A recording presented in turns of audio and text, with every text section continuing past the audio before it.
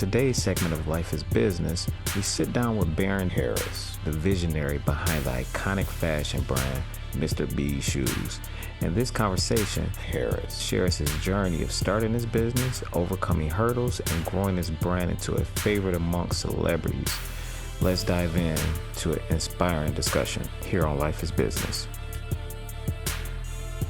So I do want to ask you, what got you your start in business? I mean, not business, I'm sorry, in the fashion business. Well, good question. I started doing shoes when I was 16 at Cass Tech, selling shoes at Sibley's. Okay, so I got into that. Then I was the buyer for Mr. Allen's. Okay, I made him millions. Okay, and I said, you know what, if I can make him millions, how come I'm not making millions for myself? So when I told him I was leaving, he says, well, it's not but two people that run this town, him and Mark Clark that owns City Slicker. Well, keep in mind, I opened City Slicker also, okay? And because Mark Clark, the owner there, and I both worked for Van Dyke's Clothes. So he got money from his wife's family and opened up City Slicker. So we started, City Slicker didn't have a gator in this place. It was snakeskin shoes, lizard skin shoes, and women's shoes and men's, okay? So then as I started to grow, I said, well, you know, I can do this. So I got my mom and another gentleman. We came together, opened up the first Mr. B's in Southfield, okay? Didn't know how it was gonna go, okay? It blossomed, okay? So they called me in Greektown to open a second location in Greektown, okay? So open a second location in Greektown, it was thriving, okay? So when we had Southfield, we had growing pains because when we made the first $1 million, we didn't have the proper accounting in place. You hitting that threshold of your first $1 million, what was that, your mindset and the emotions, and then what was the reality behind hitting that $1 million? Well, it was a great feeling to know you're a minority business, a little small store, and you're doing this kind of business, okay? It was wonderful to do, to feel, but then you have to say, well, now I gotta put the proper things in perspective in reference to the accounting, because you got to pay the taxes, you got to pay. So many of us don't know this, and I didn't know this. I caught the back end of it, and it wasn't pretty, okay? But I had already had another location at that time, so I was able to transfer and move from one location to the other. So at my downtown location, I was doing a couple $1 million down there. But that location siphoned a lot of business from the Southfield store, because downtown I'd had Notorious Big come in. I'd have Faith Evans, Puff Daddy, Chris Rock, Chris Tucker, Patti LaBelle. Everybody shopped with me. And I'd have to close the store sometimes because the stars would be in and the people would just want to come in and see the stars. So we were growing, and I couldn't believe it. It was unreal. And just for the audience, this was before social media and all Correct. This is what we did call flatfoot hustling. Okay, and we had business flyers, and we were putting them on cars at the wherever it might have been, at the Fox Theater when it was a big concert, wherever, and I'd be in the cold, passing them out, nose running, but we doing what we had to do to promote our businesses. We didn't have social media, but we had the tenacity to feel and know that we could grow our businesses if we believed in our businesses. So, Mr. Harris, were you always like that? Like, was that always part of your identity or your character, so to speak, to be like engaging, always having like that grind mindset, or there was something that you knew you had to develop to be successful? Well, I always had the tenacity to want to grow. You have to love what you do. If you don't love what you do, you need to be doing something else, okay? Plain and simple. And the more work you put into it, the more you're going to get out of it, okay? So what happens is that so many of us go into business and we try to think how to do my business, how to make my business grow. But it's not about how. It's about the who's. It's a book on it. Okay, exactly. And I'm reading that book. Yeah, okay, right. and it's a great book. And I had to transform my thinking because I'm saying I'm trying to figure out how to do it all. And all I have to do is to pick the right who's to make it happen. Now, by this time, how long was you in business before you started to develop that mindset? Well, this mindset came much later because during the early parts when I had the 2 stores, and keep in mind, that's been 30 years ago, but I saw a void in the market. The void in the market said no one had picked the baton up and ran with it after I closed.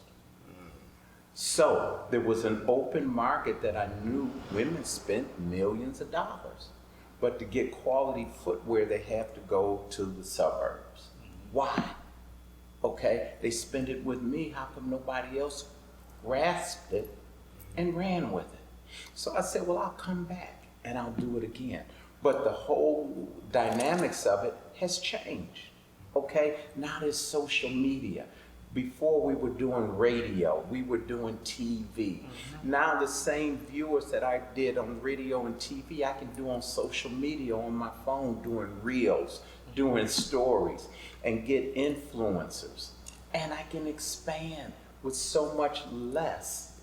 But keep in mind, it does cost something because influencers want to be paid for what they do, for them having the following. They're not going to give it to you free. Right. But as you grow and those influencers help you develop your business, then you can run from there. So, I mean, it's just changed tenfold. So we're saying that out of all of the forms of marketing that you're doing now, which one have you found to be the most impactful? Would you say social media, or would you say more so the influencers? Which those kind of both the same, but would you say one more than the other? Well, I think that if you get the proper influencers, it's definitely going to make a difference when they have 1 million followers or what have you.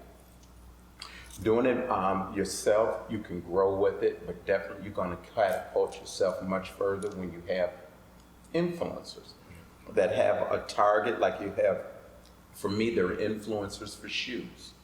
So I would go after those shoe influencers, but they're going to charge me. But if I don't want to pay, I can still take it and run with it. And I can take whatever they've done in reference to a reel or whatever and still post it on my page. Okay? Then I got a card that people pass out, business cards. Those are passé. Person gets one of those, they throw it away. Okay, after they forget who it is. But I have a card that they scan. It shows all of my inventory. I'm in their contacts. They can buy from me right off of their cell phone, in their bed, look to see what I have new. And I don't have to worry about the waste of them throwing it because I'm right in their contacts. Everybody holds their cell phone. I like that. To me, it seemed like you think in a marketing manner. Like, and even to tell our listeners out there, how important do you feel is if marketing is to a business? My old business coach used to tell me that marketing is the business that you in first, and then it's your business. I believe you have to love marketing. You have to be creative. There's always something extra you can do. And you have to have a fire about it, a yearning about it, okay? Sometimes, yeah, you do fall, but you fell when you were learning how to ride a bike and you got back up until you became proficient with it. The thing that I look at with so many of us is that, yes, it does take money, and then people say, well, I don't have a good credit score. But there's multiple types of credit. There's personal credit that goes off of your personal social number. There's business credit for your business, but that is tied again to your what? Social number. But then there's corporate credit, which is tied to your Dun and Brad number that is not connected with your personal social. So he telling y'all need to get your Dun and Brad number. I have one. Exactly. But how do you use your Dun and Brad number for? Very good question. Very good question. So what happens is that to get personal credit and business credit, you got to have a good credit score. Say it's 700, 780, whatever it may be. To get business credit, corporate credit, you can have a 400 personal credit score and get corporate credit. So you have your EIN, you have your Dun and Brad number. You start with the lower accounts first. It might be 10 or 12 people that give you credit. It might be $1,000 to $2,500. But you can get that in maybe 90 days. And then from that, you go to another tier that gets you stronger corporate credit. That might be 5,000, 10,000, 20, 30,000. And all at the same time, you might have a 400 credit score. But your your corporate credit is much stronger than any of it. So all the things that you need for your business, say you have a restaurant, you lease your stoves, you lease your refrigerators, you lease everything in there because you can write that off. Okay, so when you write that off in 3 years, you get everything new. Okay, because a lease is the strongest thing you can show on your corporate credit. He's giving y'all a game. All right. Like, this is how you was able to not just survive but thrive. But you have to learn these things because what happens is that bankruptcy, we all think it's negative. Oh, you filed bankruptcy, this is the worst. But bankruptcy wasn't built for the poor. Bankruptcy was built for the rich. So they know how to use it. Because if it didn't work, they could get from under it and move to something else. Look at your presidents. How many times have many of them filed bankruptcy, but it never showed on their personal credit because it was all corporate? Okay, so they're able to move. And I'm not advocating this, but if you file bankruptcy on your corporate credit, it doesn't show on your personal. So it's just done, and you start a new corporation. Okay, so when you have these corporations, you should have, you can do them out of your home. And each one of those corporations should have maybe a suite A, suite B, and suite C. So every corporation, every business pays what? Rent. So that rent comes off of what you pay on your house note, because that's what you're paying for the rent for your business. So you have 3 businesses in your home, in your basement, in 3 different rooms. Each one of those can take a part of your house note and take it off as rental expense. Okay? You want to be able to utilize this. The clothing that you wear, you're supposed to be writing that off. This is part of your business expense to do business. So why are you paying full price? I got clients that come to me. They wear beautiful suits, Rolex watches. I say, how can you afford it and drive Porsches and whatever? They say, I write it off on my business. And each one of their businesses absorbs the depreciation. So they're getting the stuff for free. Where we work hard and don't understand it and want to pay out of pocket, they're not paying they're paying out of pocket, but they're writing it back off.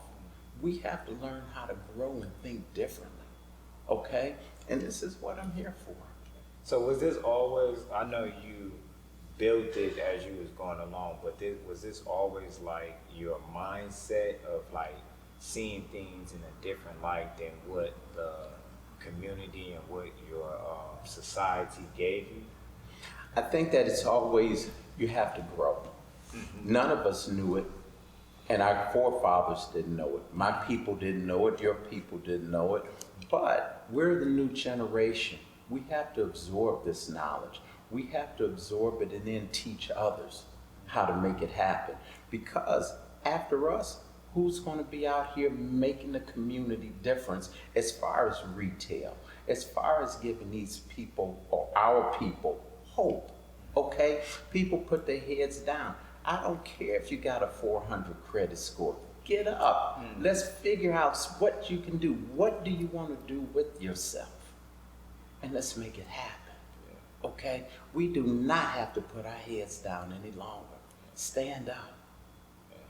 Yeah, and it's great that we're blessed to sit with individuals like yourself that not only trailblazers for us, but is willing to give back the knowledge for us to grow. I like to point out one of the things that the audience may miss is that how you always found a way to connect with the customers. You found a way to get to the customers, not waiting on the customers to come to your store, just like how you were saying with your phone when they scan it. Now, the customer don't have to go and try to search you out and try to look you up and, where you at and all that. No, it's all right there. You being very convenient. And that is one thing that I have learned with studying Jeff Bezos and Amazon. That's his mindset of always getting to the customer. Exactly. You have to get to the customer. And me with shoes, my store windows are my first salesmen. They're selling for me 24 hours, 7 days a week. And that's what my mindset was until I started figuring the overhead, rents, employees, lights, gas, and when you start, and the cost of goods. And so when you start to figure all of those things, when you put them together, you got to scratch your head. Why am I paying all of this out? 90% of the people now shop all day on what? On their phones. Okay, so why have that cost of a brick and mortar? So what I'll do now are pop-up shops. The ladies, they'll come to the pop-up shops. I had just had one, I had a host of beautiful ladies, and they buy. Fine. And you have your online business. I don't need the brick and mortar, so when it's slow, the landlord is saying, I still want my X amount of dollars. Okay, the light company says I want mine, the gas company wants theirs, the vendors want theirs. So you gotta pay all of these people before what? You get yours. Okay, something has to change. We have to look at it in a different light. Okay, be creative. This stuff, you have a phone anyway. Utilize it to make you money. Okay, not always paying somebody else. First of all, figure out how to pay who? You. One point that I definitely like I know Milton mentioned, you focused on the customer journey. Even studying in marketing, you see how you have more fall off once you get, the closer you get to that, to them checking out or buying. Is it anything like, let's say even strategies that you know of that you feel like you've implemented into your e-commerce business to shorten the sales process even more, if that makes sense? Well, what you have to do is make it as easy as you can for people, because not everybody are phone savvy. Okay, but you make it easy. You put your payment gateways on there. You're able to see the items at a moment's notice. You got to have things that pop. But first and foremost, you have to create your target market. One store can never be something for everybody. You have to target your market. Some people you're not going to get. But you got to understand that wasn't your target. Okay, there's a target market of people with whom and with which I choose that have disposable income. They want to be pampered. Okay, if a lady calls me now and says, I need my stuff soon, I don't want to just wait. I'm coming to your house. I'm going to bring what you need. Okay, but not just what you need, because I don't believe anybody that buys my items are buying their needs. They're buying their wants. But then again, sometimes wants could turn into needs too. So I always say that just because if something is that valuable to you, it almost turns into a need. So in their mind, I feel like they put it as a need. So those shoes are a need to somebody. because they really want them that bad. But I know that's subjective. But what happens is that a lot of ladies buy shoes and they have an abundant amount of shoes. And they haven't purchased a pair of shoes they actually needed in years. So they wake up every day to decide, what else is hot that I want? Okay? And I have to keep wetting that palette of giving them their wants. Okay? And then when they come in and they say, well, I only expected to buy one pair of shoes from you and I left out with 8, 10 pairs. Because you didn't buy your needs. Yeah. You bought what you wanted. And I have to create that yearning, that experience, because it's emotional. Yeah. It's a feeling.